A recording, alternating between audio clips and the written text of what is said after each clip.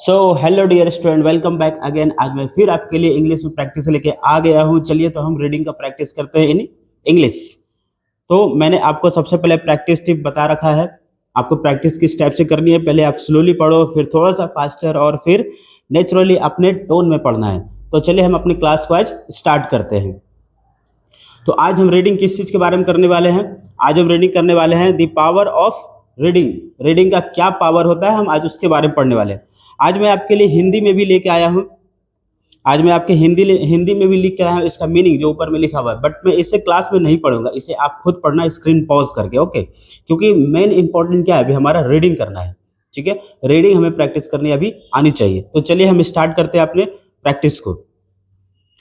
Aman wanted to improve his English but he did not know where to start. Okay.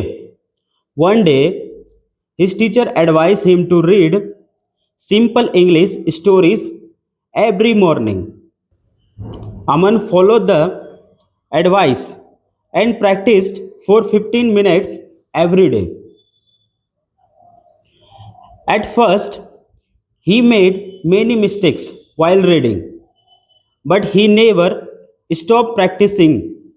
After a few weeks, he noticed that he could understand more words and speak with greater confidence. His friends were surprised by his progress, and his teacher praised his hard work. Aman realized that success does not come from talent alone, it comes from daily practice, patience, and consistency.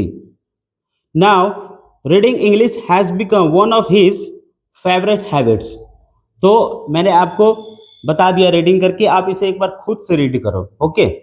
तो इसमें जितना मैंने highlight की हुई word है, चलिए उसके meaning को थोड़ा समझ लेते हैं। तो हमारा पहला जो वर्ड था हाईलाइट किया हुआ, हमारा पहला वर्ड था इम्प्रूव। इम्प्रूव जिसका मीनिंग होता है सुधारना। इसका मीनिंग होता है सुधारना।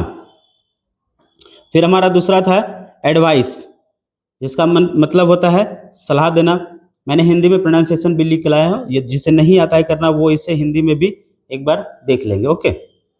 फिर हमने देखा फ्लो। फ्लो मीन्स होता है पालन करना। फिर हमने देखा प्रैक्टिस, जिसका मतलब होता है अभ्यास करना। फिर हमने देखा मिस्टेक, जिसका मतलब होता है गलती।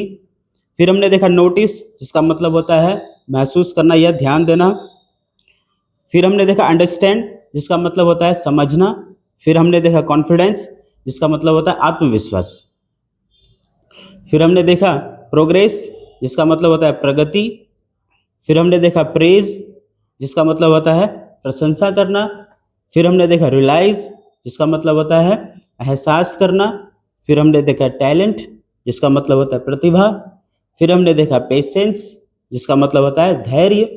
फिर हमने देखा कंसिस्टेंसी, जिसका मतलब होता है निरंतरता या निरंतर, लगातार। फिर हमने देखा हैबिट, जिसका मतलब होता है आदत।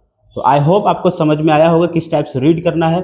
देखिए, ज़्यादा इसे कॉम्प्लिकेट नहीं करनी है, ठीक है। आराम से आप बैठो, एक एक वर्ड को अच्छे से रीड करो, और उसके मीनिंग को भी मैंने लिख रखा है, आप उसे इजीली समझ लोगे।